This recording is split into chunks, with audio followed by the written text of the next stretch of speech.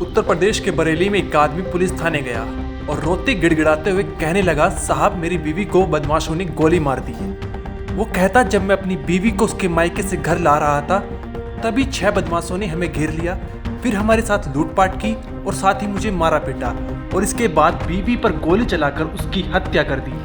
जब 14 मई को यूपी के बरेली की शाही थाने पुलिस में राजकुमार नाम का आदमी ये शिकायत लेकर पहुंचा तो पुलिस भी हैरान रह गई। पुलिस ने मौके पर पहुंचकर देखा तो खून से लथपथ उसकी पत्नी हेमलता की लाश पड़ी थी। आसपास के इलाके में कोहरा मच गया कि दिन दहाड़े लूट और एक महिला का कत्ल हो गया है।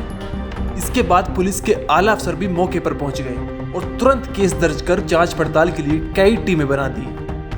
इस मामले में पुलिस ने सबसे पहले मौके वारदात का मुआयना किया। इसके बाद जांच करने वाली टीम को मौके से कुछ ऐसा दिखा कि जिसके बाद राजकुमार की बताई गई कहानी में बहुत सारे झोल नजर आने लगे। सबसे पहला सवाल ये था कि अगर 6 बदमाश थे तो राजकुमार कैसे बच गया।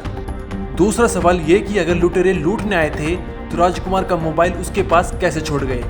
तीसरा और सबसे अहम सवाल, अगर बदमाशों ने लूटपाट की तो उसकी पत्नी की दोनों हाथों की चूड़ियां साबुत कैसे थी। दरअसल आमतौर पर अगर किसी महिला के साथ कोई जोर जबरदस्ती करता है तो महिला की चूड़ियां टूट जाती हैं। लगभग 9 दिनों तक बरेली पुलिस इन सवालों के जवाब ढूंढती रही और जब काफी मशक्कत के बाद जवाब मिले तो ये कहानी पूरी तरह पलट गई। वारदात से पर्दा उठा तो हेमलता का असली कातिल पकड़ा गया। जब आप हेमलता के हत्यारे के बारे में सुनोगे तो आपके रोंगटे खड़े हो जाएंगे। दरअसल राजकुमार और हेमलता का विवाह कुछ साल पहले हुआ था। शुरुआत में सब ठीक था, लेकिन कुछ वक्त बाद राजकुमार ने हेमलता पर शक करना शुरू कर दिया।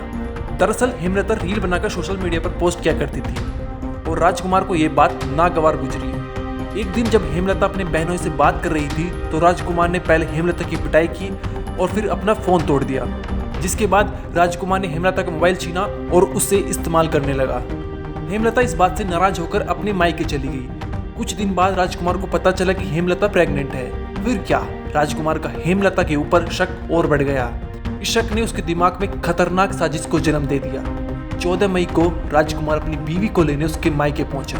वहां पहुंचकर उसने ऐसा जताया कि वो हेमलता से बहुत ज्यादा प्यार करता है। बाइक पर बिठाकर वो उसे अपनी मौसी से मिलाने गया। इसके बाद बाजार से उसे नई चूड़ियां दिलाई। फिर रात के समय में राजकुमार हेमलता को लेकर घर की तरफ लौटा और फिर रास्ते में एक सुनसान जगह पर बाइक रोक दी। इसके बाद राजकुमार ने हेमलता से पूछा कि उसके गर्भ में जो बच्चा पल रहा है वो किसका है। फिर दोनों के बीच इस बात को लेकर बहस बढ़ने लगी और इसके बाद राजकुमार ने तमंचे से गोली मारकर हेमलता का कत्ल कर दिया। इस कत्ल की प्लानिंग राजकुमार पहले ही कर चुका था।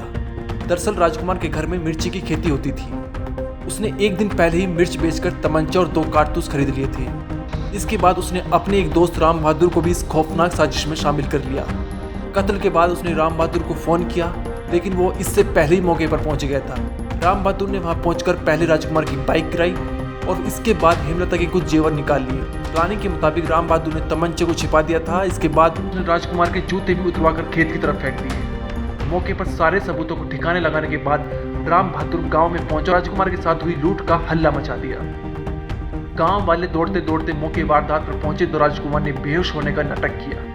उसे हॉस्पिटल ले जाया गया, लेकिन डॉक्टरों को जब कोई चोट नहीं मिली तो उन्होंने राजकुमार को वापस भेज दिया। इसके बाद राजकुमार ने पुलिस के पास पहुंचकर लूट और हत्या की फर्जी कहानी सुनाई। उसकी साजिश कामयाब भी हो गई थी, लेकिन ज्यादा शातिर बनने के चक्कर में वो फंस गया। अब फिलहाल पुलिस ने उसके खिलाफ केस दर्ज कर लिया है और उसे गिरफ्तार कर लिया है। ब्यूरो रिपोर्ट, क्राइम तक।